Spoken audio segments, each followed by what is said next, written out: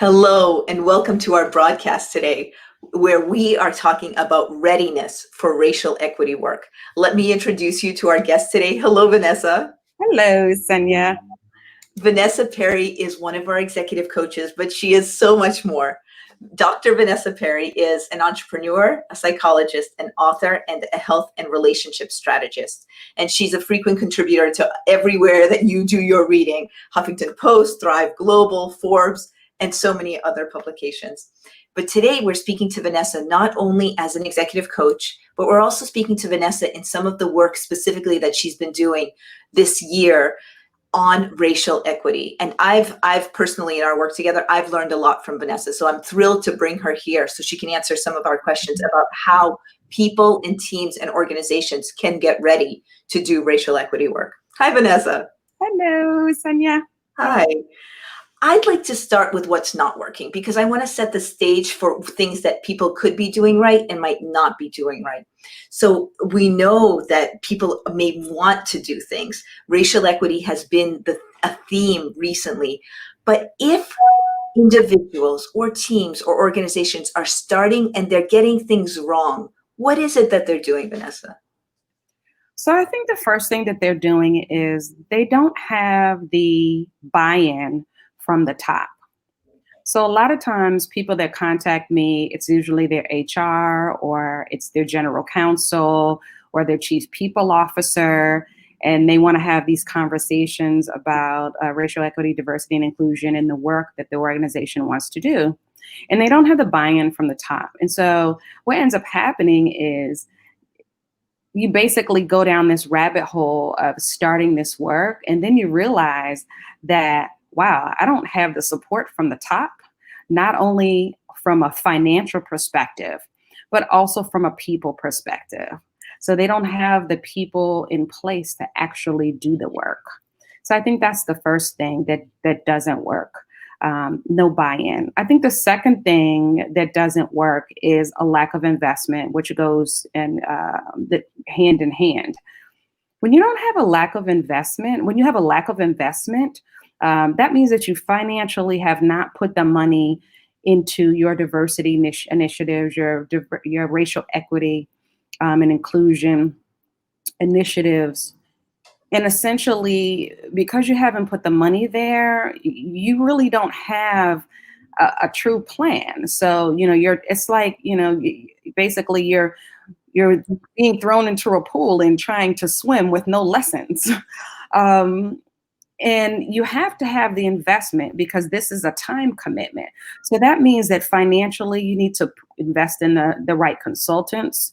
You need to invest in getting the necessary training for your current staff that are already in place. So whether you have a chief diversity officer or chief people officer, or even your HR people, someone has to, reap the benefits of the investment.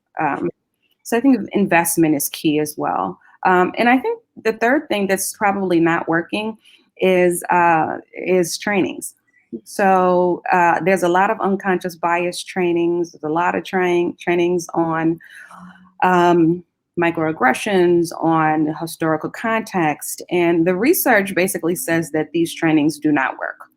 And I know that you gotta say more. So you introduced me to this idea earlier this year. Please say more, because I think it's counterintuitive to people, because companies are glomming onto these trainings because they think they're supposed to work. So would you please say more?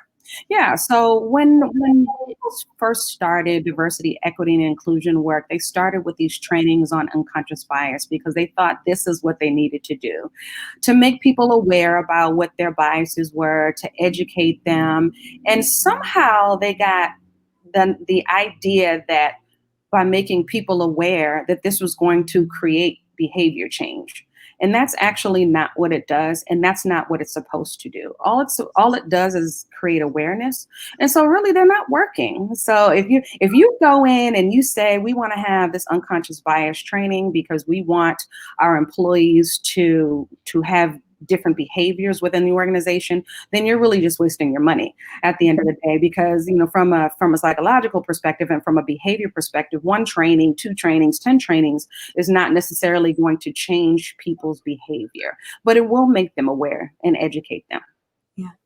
So I'm hearing you say here are three things that could go wrong. If there's not top-down support, Yeah. if there's not enough investment, and Yeah. if the way that people are approaching diversity, inclusion, and racial equity is through trainings that address attitudes as opposed to behavior. Is that accurate? Well, yeah, I would say attitudes and behaviors. Yeah. Yeah, Yeah. definitely. Yeah. And then there's probably one more thing that doesn't work. And that is when you choose one person to be the spokesperson for everyone within the organization. And so we see this often where, there's one Black employee or there's several Black employees who are charged with taking diversity, equity, and inclusion on. And, they basically, they start task force and they start councils. And it doesn't work. And the reason why it doesn't work is because you're relying on the experiences of one individual to essentially speak for an entire group of people. And so even though that person may have many experiences, may have grown up a certain way, you have to understand that people are not monolithic, that they are very different. They come from different backgrounds and experiences. And so to have one person be the spokesperson who has no training, who has no true understanding about the theory behind, racial equity, diversity, and inclusion, or even anti-racism pedagogy, it just does not make any sense. And so that's probably the fourth reason and the fourth way that people get this wrong by assigning a spokesperson within the organization to speak for everybody. And I'm hearing you say two nuances about that. One is just grabbing that spokesperson from a completely different department. It might be R&D, it might be sales, not somebody who is trained in racial equity, diversity, and inclusion, but also saying that person's experience is emblematic. It's descriptive of everybody's experience. Exactly. I mean, for example, my experience as a Black woman who grew up middle class, who's highly educated, may be completely different from, someone who was lower class, working class, didn't come from an educational background, didn't grow up in, small town.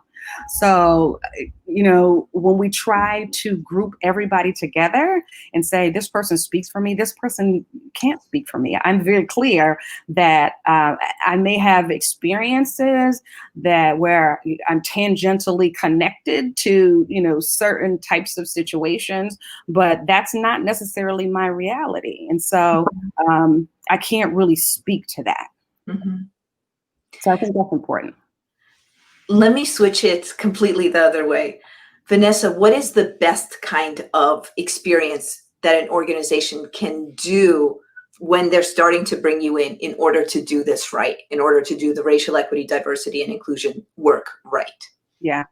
The first thing that they should do is an assessment. And that's usually what I do whenever I go into the organization. But I have a lot of organizations that they want to make shortcuts. Yeah, they want to make shortcuts. They want to skip the assessment, right? Right. They want to skip the assessment. And so the assessment is really critical to understand what's happening within their organizational culture. So you can't get to the strategy if you don't do the assessment. So you have people that say, oh, we don't want the assessment. We just want the strategy, or we just want the trainings. Well, all of these things work together. And so the process is, let's start with the assessment.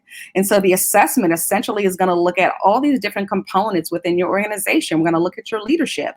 We're going to look at your talent. We're going to look at your community investment processes. We're going to look at your org culture. And so all of these things ultimately are very critical in the process in terms of developing some type of strategic plan or some type of action plan of how you go about looking at your work from a racial equity lens. Mm-hmm. So there's a readiness assessment, then which you go in and you do that assessment so you can create a strategy. What's the rest of that process? What does a really good engagement look like where it actually has an effect on the organization? Yeah. So it starts with the assessment, and the assessment is really pretty comprehensive. So it's looking at all of your resources, your data as it relates to the areas that I just mentioned. So looking at the leadership, looking at your org charts, looking at your personnel policies, your hiring policies, looking at how you're making grants, how you're instituting your changes within the organization, how you portray yourself externally to your stakeholders. So it's those things. Then it's after we do the assessment process, essentially what we do is, we look at all the data, we analyze the data, and we put together, a findings report. So these are the findings. So, these are all the findings that we have related to these areas. And then we put together a recommendations report, essentially. And we work with the leadership and the individuals within the organization to develop an action plan. And so, typically, that's very comprehensive. It doesn't happen overnight. I typically take, 9 months to a year to work with folks, because it's not my work. It's their work. And so I want to make sure that the company that I'm working with, the staff that I'm working with, that they're completely integrated in the process. And this is the work that they want to do. So, my findings might say, you have some problems with your leadership. Okay, well, maybe, they're not ready to change their leadership, right? So if they're not ready to change their leadership, then, they've got to make decisions about the work that they want to do. So maybe they want to focus on their hiring practices. And that's often where a lot of people want to focus. They want to focus on the talent piece. And so, one of the things you may have heard in the news today, which relates directly to this, is Wells Fargo's CEO yesterday. He said that they are not meeting their diversity and inclusion objectives because they have a problem finding Black talent. And I know you disagree with this. Go ahead. Absolutely. But, to take it a step farther, he said that there is no Black talent. Are you serious? This was a public statement? I didn't read this. Oh, yeah. It's all over the news. Yeah. Okay. He came out today and he made an apology. And actually, it wasn't an apology. He said his comments were misinterpreted. Okay. And he's been blasted all over the place, and he should be, because the reality is that it's not that there is a lack of talent. It's just that when you're looking at certain industries, specifically, like if you're looking at the finance industry, there are certain places that you have to look for talent. So it's not that there is no talent. It's just that you're not looking in the right places. So, I had this huge discussion with someone yesterday about this. For example, if you want to look for talent in the business area, there are historically Black colleges and universities that have amazing business schools, Howard University, Hampton University, Florida A&M University, Xavier University, top B schools. I mean, I know tons of people who have gone to these schools and are successful bankers, subsequently went on to predominantly white institutions, got MBAs or some other degree. And, they're on Wall Street and they're doing their thing and they're doing well. So to say that there's not Black talent out there is just absolutely ridiculous. And so he attempted to backpedal on his statements, falling short really of making an apology, saying that he was misinterpreted, but we understood. Yeah. And I have seen this because you've posted a lot about this. You've posted about this idea of just hearing in the news, I can't find Black talent, anybody saying that. Yeah. And you posted lots of different suggestions, just like you've said now. Yeah. That's not, I don't know if this is the right phrase. It's not only that it's not an excuse, but it's not actually even accurate. Yeah. Yeah. Absolutely. So what you're saying, to go back to the great process, there's that readiness, there's support by top management. Can you say it again? How long is this process typically from beginning to end? Yeah, it's usually a 9 to 12 month process. Like I said, it starts with the assessment. After we do the assessments, it's finding recommendations, it's moving into the implementation phase, in the working phase. That ultimately results in a strategy. And then there are some evaluation components, which we typically implement, throughout the process. So if you do it right, you'll end up with a strategy plan, usually, 3 to 5 years plan that you can implement, and really my process is a year, but I'm giving you a roadmap to work, for the next 3 to 5 years to implement, all of the recommendations that you've come up with. And then as people are doing this strategy, one of the biggest places where you see that they are making changes is in the hiring, is what you've said.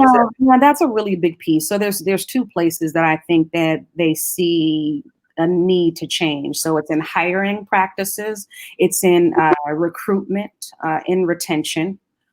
which has to do ultimately what we just talked about, creating a pipeline of talent. And I think the other piece has to do with really looking at their investments. So if it's a banking institution, how you're investing in the community, who are your grantees if you're a philanthropic organization, how do people find out about you're giving to Black and brown causes or Black and brown organizations. And so those are really probably the two big pieces. And then that rolls up to leadership. So when you think about these leadership teams, particularly at a lot of companies, and it's predominantly white and it's predominantly male, how do you change that? You change that with the hiring practices. And so for the CEO, like the one of Wells Fargo that said that there's no talent, well, there has to be a pipeline. So there has to be some type of mentoring program. There has to be a structure where you essentially can move up the ladder. So, maybe you don't necessarily have the education and training, but you need to have some type of management training program, some type of director's training program, so that ultimately, you can get to that next level. Yeah. Yeah. I have about 2 or 3 more questions for you. They're along making these kinds of engagements and down the road strategies and implementation plans for organizations just successful, effective and successful. So to start, even people on this call who may be individual contributors or who may be people managers, what is an action that you can recommend to them, Venessa, even if they are not part of a diversity and inclusion and racial equity workforce? What's an action people can take? People who support this and want to do something about it. I think that they can just start having a conversation with their coworkers. They can have that conversation with their peers and begin to, build relationships. I mean, organizations are made of people, and people are based on organizations and relationships. And so if you start having those relationships and those conversations with your coworkers, with your colleagues, with your subordinates, with the people on your team, to understand, I think understanding is key, understanding the differences and coming from really a humanistic perspective, like, we're all in this together. That's helpful. Also, just being open to hearing what people are saying, being able to show that you're an ally, I think is really critical as well. And ultimately just, being ready and willing. It's uncomfortable. It can't be uncomfortable. There's lots that's happening, but just being open and saying, hey, you know what?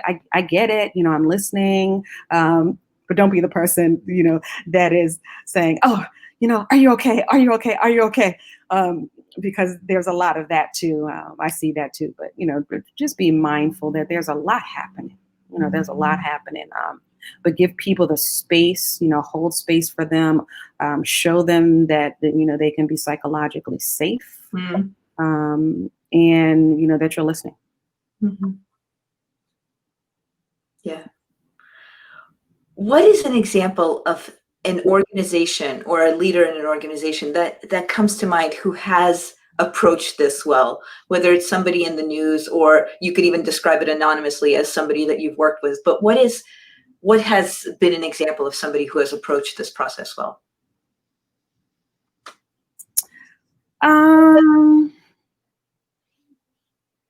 So I think there are a lot of people that are struggling, but I think there's one. I think there's one tech company that I know a little bit about, and I'm not going to name the company, but a big tech company, household name that is that's actually doing a good job. That understands that there's more work to do, but is open to the differences, has the support structures in place for the people within the organization. They've got various ERGs and employee resource groups and affinity groups that are very robust and active. And I just think are overall just very supportive of a number of different causes that a lot of people that don't know about and have been for a very long time. So before, this got on everybody's radar, they were actually doing the work before it became, sexy and trendy. That's really neat. Just everything you say, it sounds like it's been intrinsically driven, and there's a lot of understanding of differences and nuances and exploration. Yeah. Yes, that's great to hear. Yeah. None of it's perfect, but I think that the organizations that um, that want to change, will change, and that have that support, as I said, from the top, they will ultimately change, and they'll make the necessary changes, and they'll hire the people that they need to hire. Mhm. And they'll evolve as their workforce evolves and the trends in society evolve. Yeah. We're able to take one question. I'll put it up on the screen from one of our viewers right now. And then after that, we'll close with some closing thoughts that I'll ask you for. So one of the people, Katerina, is asking, what is the impact that the CEO's behavior has on the rest of the employees? Oh my God, this is such a great question. The CEO ultimately impacts the entire organization. If the CEO is indifferent, if the CEO is saying the wrong thing, if the CEO is not on board with diversity, equity, and inclusion, it's ultimately going to flow down to all of the staff, because he's not going to be supportive. So people are going to feel, they're going to feel confused and schizophrenic. And I have an example of that. I've got several clients right now. That's the very situation where we've got leadership feels one way, is saying the right thing publicly, but internally is not saying that same thing. And so the staff is probably a little confused and trying to figure out, well, what exactly should we be doing here, as it relates to that. And this is very common, very, very common, because there are just a lot of companies that are staffed by older white men who may not necessarily be comfortable with the racial issues. They don't know what to say, need racial equity coaching, and they have their staff confused, but they know that they should say something. And so essentially they're saying, okay, well, we're going to do something, but then internally they're not driving the process. The CEO has to drive the process. The president has to drive the process. If they're not driving the process, then the process can't move forward and the process won't continue. And so essentially what you would have is an organization that's paid all of this money for a strategic plan, but ultimately that plan, it just gets put on the shelf. It doesn't get implemented. Mm-hmm. Thank you. I'm so glad that person asked this question. Thank you. That's really helpful. Absolutely. As we close in speaking with you, could you give me a couple of sentences in both directions? So let's say, Venessa, you and I are talking a year from now. What is the worst possible thing that could have happened? I don't mean in the news and in terms of really bad things happening in the world. I actually mean at the organizational level. What would it be if the world did not go very well in terms of approaching diversity, inclusion, and racial equity? A couple of sentences on that. And what would it be like in a year if things did go very well? So I think that if it doesn't go well, then what we're going to have is we're going to continue to have the status quo.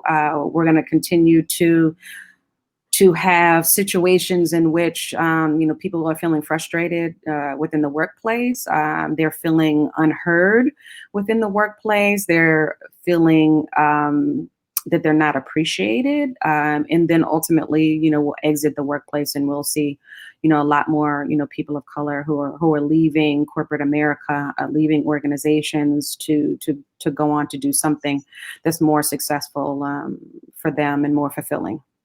So I think that's one thing. I think that I think if it goes well, then what we see is a more diverse workforce, particularly as it relates to management and directors and on the executive level. I think we see more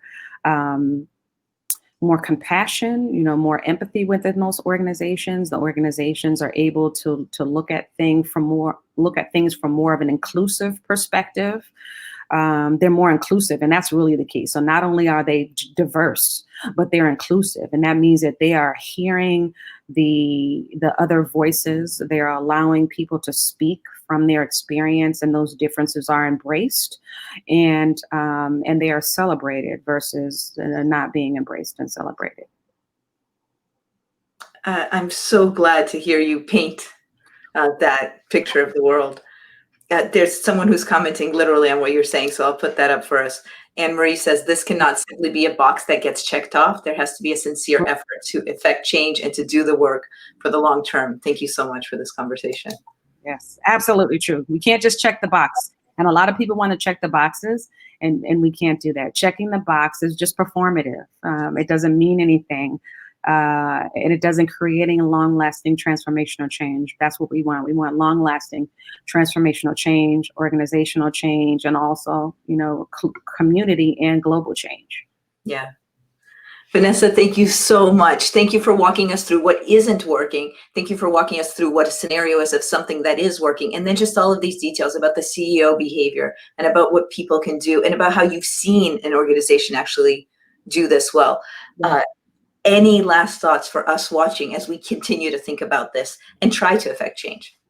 I would say, don't let this be a trend. Don't let this be just something that is in the news right now. I already see a lot of people are moving on from this. Understand that it's still going on. There are things that are still happening in the world. There are things that are happening in society. And in order to dismantle systemic racism, we have to continue to move this paradigm forward, and we have to create change. Yeah. Keep doing it. Keep moving forward. That's it. Yeah. Absolutely. Thank you so much, Venessa. It's been wonderful being here with you. This is Dr. Venessa Perry. Thank you so much. Thanks, Senya. Bye-bye.